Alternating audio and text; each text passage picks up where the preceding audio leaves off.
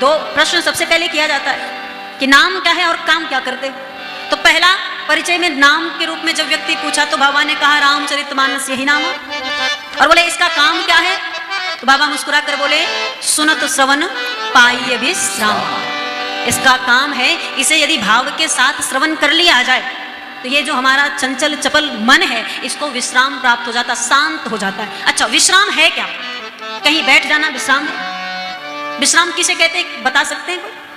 आपसे अगर पूछा जाए आप में से किसी ने विश्राम किया है तो कोई जवाब है कि कोई यहाँ पर किया है विश्राम?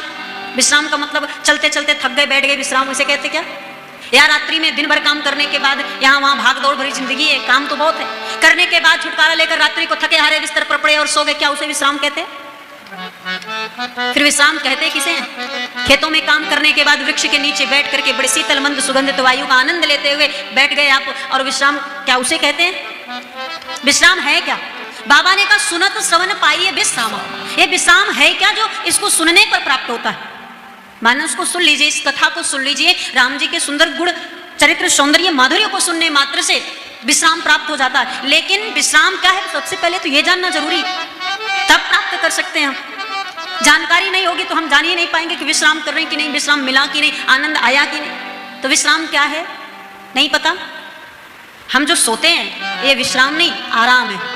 हम चलते चलते जब थक जाते हैं बैठ जाते हैं तो विश्राम नहीं कहते उसे भी आराम कहते हैं कि थोड़ा आराम कर ले फिर आगे का रास्ता चलते हैं, या थोड़ा आराम कर ले फिर आगे काम करते हैं। यही कहते हो ना अपने जीवन में, दैनिक जीवन में विश्राम शब्द बहुत मुश्किल से मुख पर आता है।